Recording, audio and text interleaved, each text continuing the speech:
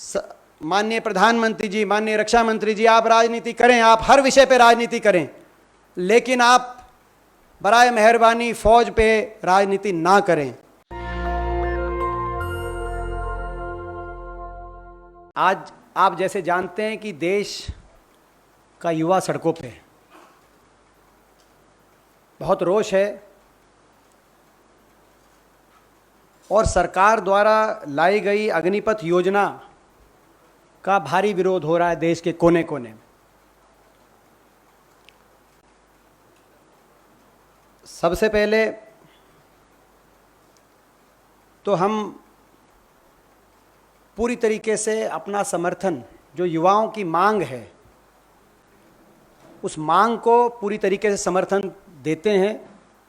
उनकी भावना को हम समझते हैं और देश के युवाओं से, मगर साथ में ये आग्रह करते हैं कि शांति और संयम का रास्ता ही लोकतंत्र में कोई अपने बात, कोई अपनी आवाज़, कोई अपनी मांग रखने का कोई रास्ता है तो शांति संयम का ही रास्ता है और उस रास्ते पे देश का युवा रहे, ये हम आग्रह करते हैं। सरकार से स्पष्ट रूप से हम मांग करते हैं कि तुरंत प्रभाव से अग्निपथ भर्ती योजना वापस ली जाए, इसको तुरंत रूप से रद्द किया जाए, क्योंकि अग्निपथ भर्ती योजना ना तो राष्ट्र की सुरक्षा के हित में है, ना ही राष्ट्र हित में है, ना ही हमारे देश के नौजवानों के भविष्य के हित में है। ये योजना सरकार क्या सोच के लाई है, इसका आकलन करना मुश्किल है, क्योंकि ये पहली बार नहीं है कि सरकार फैसला कर देती है और बाद में पछताती है और फैसले से पीछे कदम भी लेने पड़ते हैं। आपको याद होगा डिमोनेटाइजेशन के समय यही बात आई थी, जीएसटी कैसे लान फान में लागू किया गया, घंटी बजाकर उस समय ये बात आई थी। किसान आंदोलन के समय वो बात आई थी, 3 कानून ले आए गए, बाद में सरकार को वापस लेने पड़ा। और अब ये इतना बड़ा बदलाव देश की सेना बलों के लिए सरकार बिना सोचे समझे लाई, ये दुर्भाग्य की बात है। अब मैं मुख्य रूप से 4 बिंदुओं पे कि ये वापस हमारी पहले कि भाई ये वापस क्यों हो, ये ऐसी हमारी मांग क्यों है और हमारी बाकी क्या मांग है, मैं आपके बीच में अपनी बात रखना चाहता हूँ। पहली बात, ये देश की राष्ट्र की सुरक्षा के हित में नहीं है। उसका कारण है कि सरकार पहले बताए कि ये अग्निपथ योजना की लाने की आवश्यकता क्यों पड़ी। एक देश, भारतवर्ष की फौज, हिंदुस्तान की फौज, जिसकी दुनिया में साख है, सबसे बेहतरीन अगर फौज कहीं की मानी जाती है तो हिंदुस्तान की मानी जाती है, उसमें क्या कमी थी। हमारा एक इस्टेब्लिश सिस्टम है, रिक्रूटमेंट का इस्टेब्लिश सिस्टम है, रेजिमेंट्स का इस्टेब्लिश सिस्टम है, जो हमारे स्तंभ हैं, जो हमारी नींव है, जिसकी वजह से हमारी फौज का मनोबल दुनिया में सबसे बढ़िया है, पराक्रम दुनिया में सबसे बढ़िया, लेकिन सरकार ने उसको डिस्टर्ब कर दिया। अब ये जो 4 साल के लिए 17.5 साल में आप अंदाजा लगाएं, जो युवा आएंगे, पहला साल 6 महीने की बता रहे हैं ट्रेनिंग, आज 1 साल की ट्रेनिंग होती है, तो उसको ट्रेनिंग को भी कम करेंगे। अगर आप किसी भी फौज से जुड़े हुए एक्सपर्ट से बात करो तो पहला साल ट्रेनिंग और अगले दूसरा और तीसरा साल अपनी रेजिमेंट्स और टैक्टिकल ट्रेनिंग जिसको कहते हैं, तीसरे साल के बाद संपूर्ण सैनिक फौज को मिलता है। यहां पर पहला साल ट्रेनिंग और तीसरा और चौथा साल इस बात की चिंता में कि आगे क्या करेंगे। आगे जब यहां से फ्री हो जाएंगे, क्योंकि 75% लोगों को फ्री कर दिया जाएगा, तो आगे उनका भविष्य क्या होगा। आपने भी ग्रेजुएशन करी होगी, इंजीनियरिंग करी होगी, कोई 3 साल का कोर्स है, कोई 4 साल का कोर्स है। आखिरी 1-2 साल आप भी ये सोचते होंगे जब आप अपनी ग्रेजुएशन कर रहे थे कि आगे क्या करेंगे। ऐसे ही जो जाएगा वो सोचेगा आगे क्या करेगा, तो फौज में किस मनोबल से वो काम करेगा, इस पे बड़ा प्रश्न उठता है। आज कम से कम 15 साल की एक सर्विस रहती है, तो इस असुरक्षा में जिस देश का सैनिक अपने भविष्य को लेकर असुरक्षित अपने आप को महसूस करेगा, वो देश की सुरक्षा में किस मनोबल से लगेगा, उसका आप अंदाजा लगा सकते हैं। केवल यही नहीं, बहुत सी ऐसी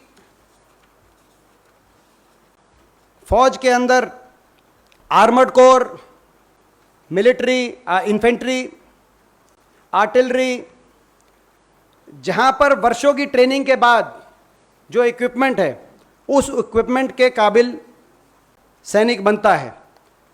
कॉम्बैट फोर्सेस हैं, पैराट्रूपर फोर्सेस हैं, बहुत सी ऐसी फोर्सेस हैं जैसे रूस की फोर्स। यहाँ पर 5 साल की training armoured corps, infantry, artillery के लिए 5-5 साल की ट्रेनिंग अनिवार्य है। आज क्या कारण आ गया कि हम अपनी देश की सुरक्षा के लिए देश की सुरक्षा से इतना हम खिलवाड़ कर रहे हैं, ये योजना लाकर। और वो देश, जो देश चारों तरफ से दुश्मनों से घिरा हुआ है, एक तरफ चीन के साथ हमारा अनसेटल्ड बॉर्डर है, तो दूसरी तरफ पाकिस्तान है। ऐसे देश में आप जानते हैं चीन की हमसे लगभग 1.5 से 2 गुना हमसे फौज है संख्या के आधार पर। आज ऐसे समय में ये जो योजना लेके आए हैं, इससे फौज, जैसे मैंने कहा कि फौज में एक और कमी बताता हूं, फौज में क्या कमी आएगी। एक रेजिमेंट सिस्टम है, निशान, नाम और नमक, वफादारी, लॉयल्टी, कैमेडरी, ये over a period of time develop किए हुए प्रिंसिपल्स हैं। धीरे धीरे जब 4 साल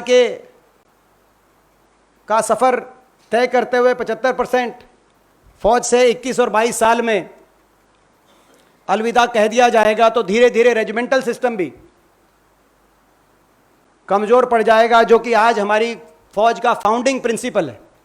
उससे खिलवाड़ जो किया जा रहा है वो भी मैं समझता हूं घातक साबित होगा। राष्ट्र सुरक्षा के साथ साथ एक पहलू राष्ट्र सुरक्षा का है। दूसरा पॉइंट, जैसे मैंने कहा कि राष्ट्र की सुरक्षा के लिए भी ये घातक है, ये नौजवानों के भविष्य के लिए भी घातक है।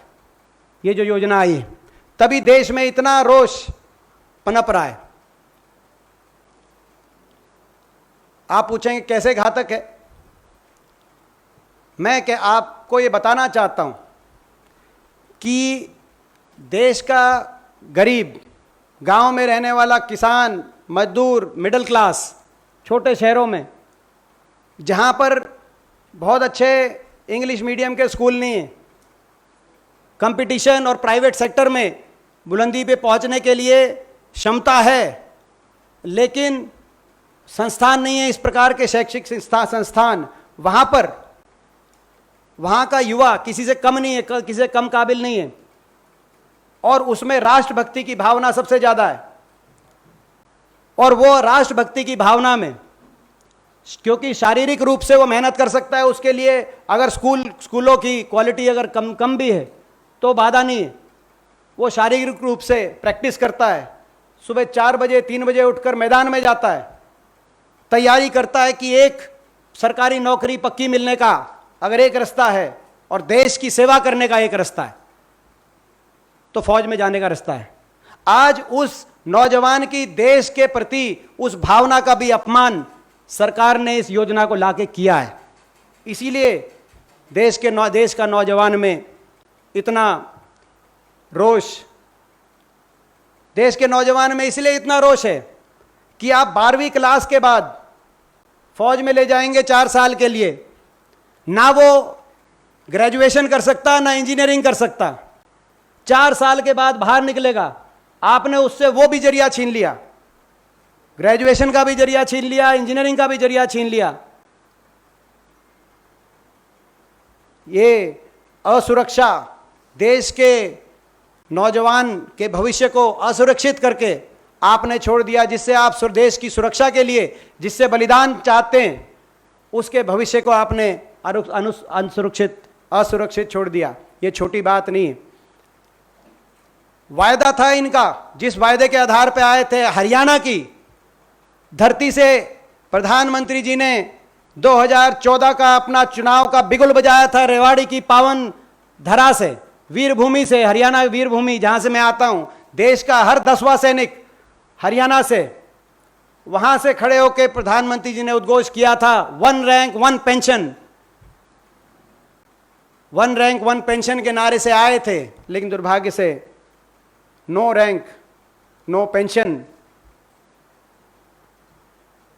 लेके आ गए। और इसीलिए युवाओं में रोष है। युवाओं में और किस लिए रोष है? 3 साल से भर्ती नहीं हुई।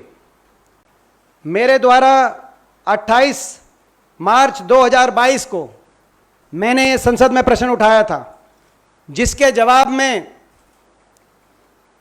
रक्षा मंत्री जी ने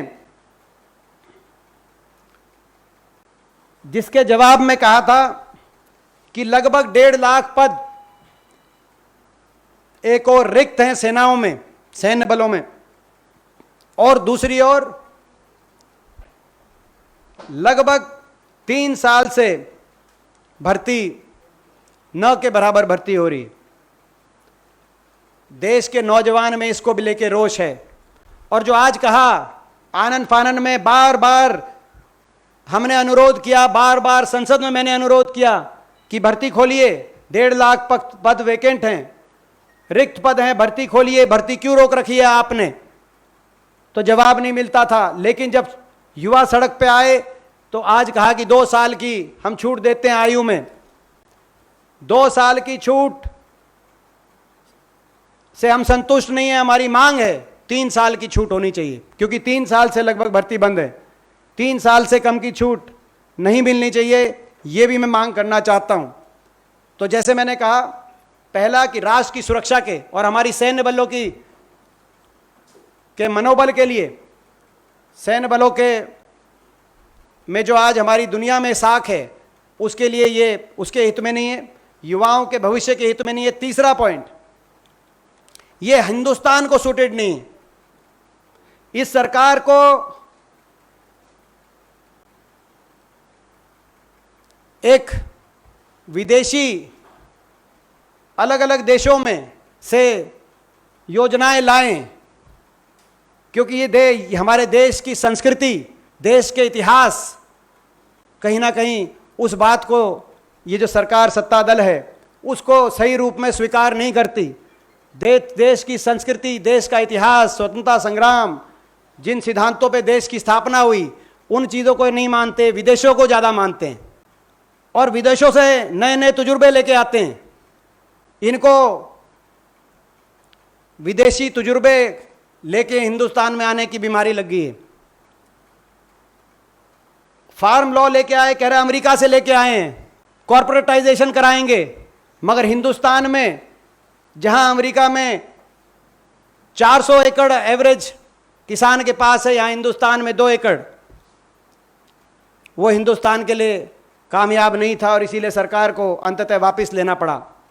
अब ये कह रहे हैं इजराइल में, मैं आपको बताना चाहता हूं, इजराइल ऐसा देश है, छोटा देश है, एडवांस इकोनॉमी है, वहां पर 100% लोगों के पास रोजगार है, बेरोजगारी नहीं है, कोई फौज में जाके खुश नहीं है। इसीलिए अनिवार्य रूप में 4 साल की सर्विस करानी पड़ती है, क्योंकि किसी की फर्स्ट प्रेफरेंस फौज नहीं होती।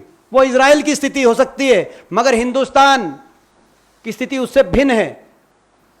हिंदुस्तान में इस सरकार की बदौलत आज 75 साल के इतिहास में सबसे ज्यादा बेरोजगारी आज हमारे देश में और राष्ट्र प्रेम और देशभक्ति की भावना हिंदुस्तान के नौजवान में कूट कूट के भरी है।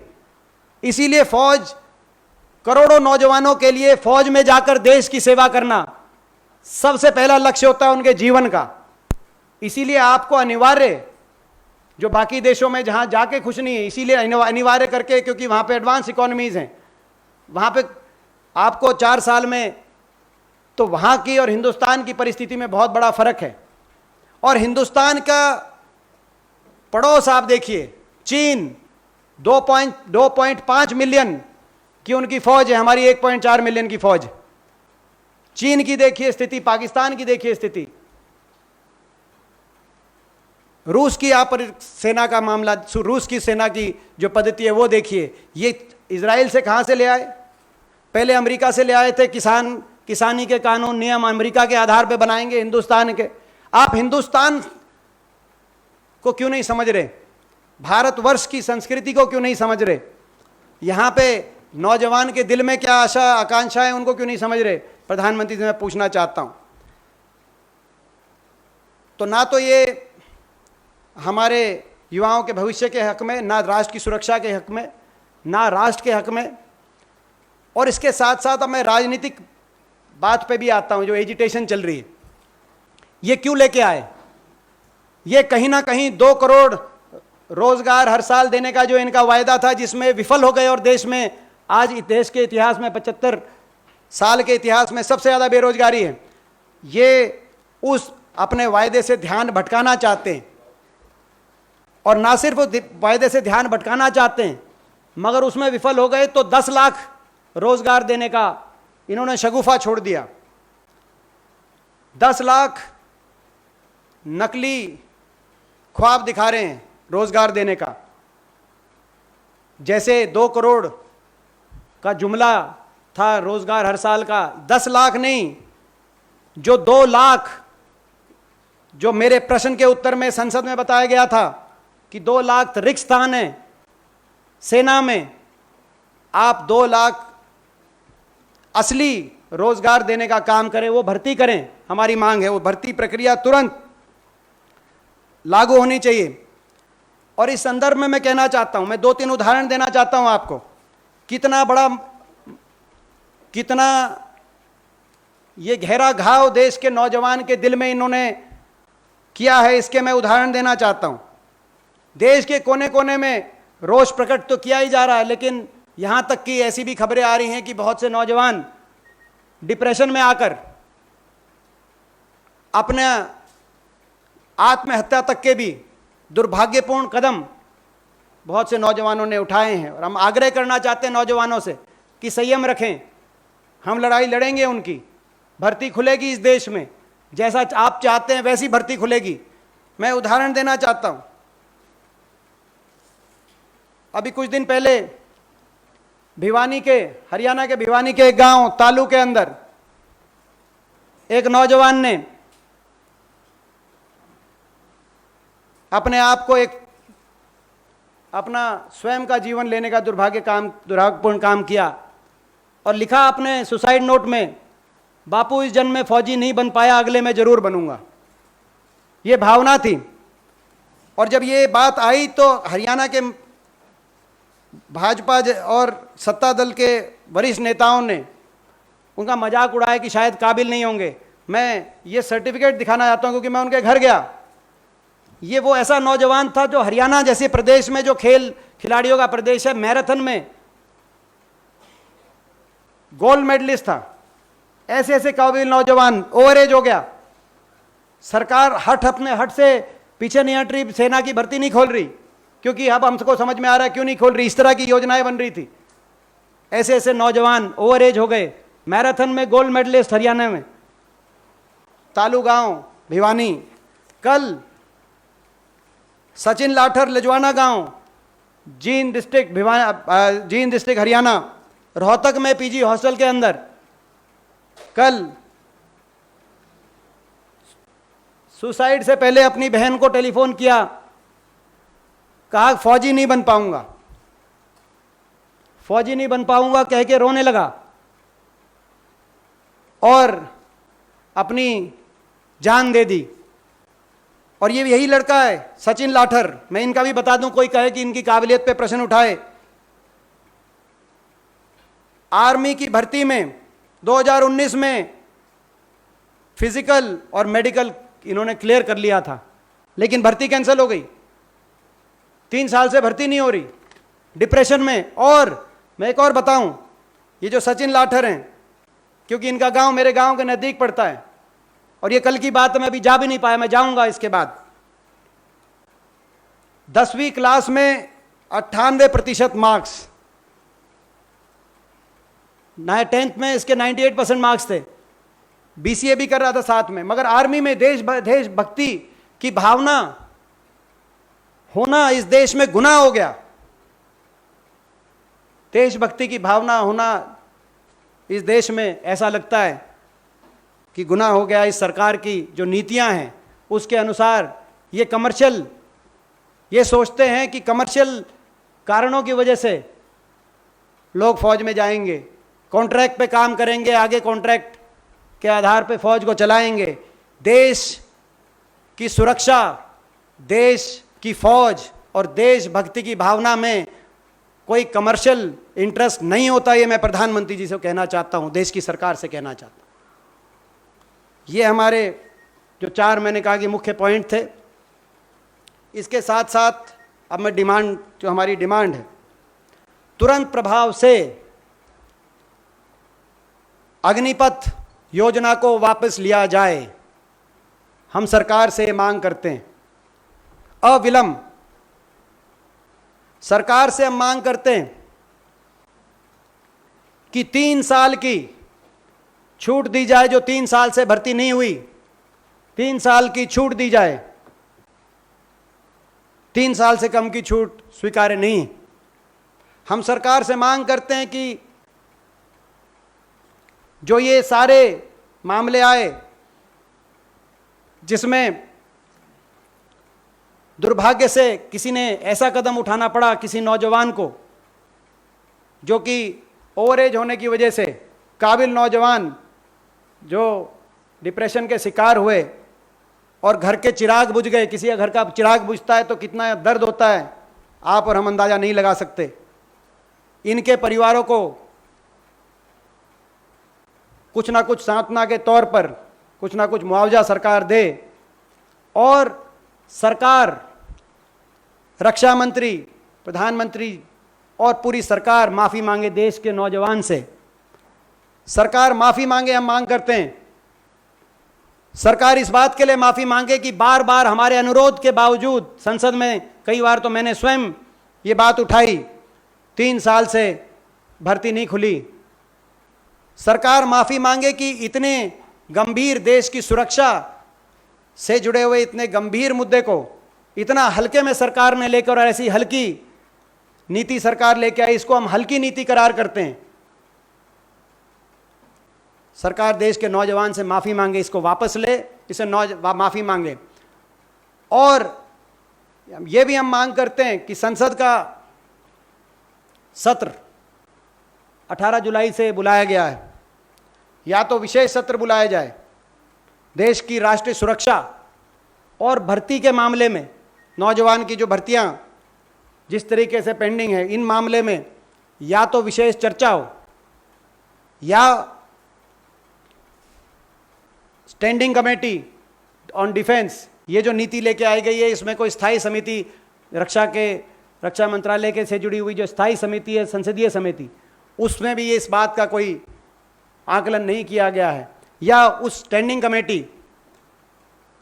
को ये 18 जुलाई तक उसमें इस बात पर डिस्कशन हो, और जब संसद जब शुरू होती है तो इस पर व्यापक चर्चा हो, ताकि राजनीति से ऊपर उठ के लोग अपनी बात करें। आखिरी में मैं ये बात कह के अपनी बात समाप्त करूंगा। आप राजनीति करें, देश की सुरक्षा और फौज में राजनीति नहीं होनी चाहिए, राष्ट्रनीति होनी चाहिए। राष्ट्रनीति का अर्थ जिस बात पूरे राष्ट्र को कॉन्फिडेंस में लेकर, सहमति बनाकर, क्योंकि इस देश की सुरक्षा में जब कोई अपनी शहादत देता है बॉर्डर पे, तो ये नहीं देखा जाता वो कौन से राजनीतिक दल का है, कौन से धर्म का है, कौन सी जात का है, कौन से भाषा भूषा का है। वो एक होके देश के लिए लड़ता है। तो देश की फौज में कम से कम के विषयों पे आप राजनीति ना करें। नेशनल दस्तक की आपसे गुजारिश है कि अगर इसको बचाना चाहते हैं तो नेशनल दस्तक को सब्सक्राइब करने के लिए रेड कलर के सब्सक्राइब बटन को दबाएं, फिर बेल आइकन की घंटी दबाएं। नेशनल दस्तक को बचाने के लिए बहुत जरूरी है कि हर खबर को शेयर करें, लाइक करें, कमेंट जरूर करें।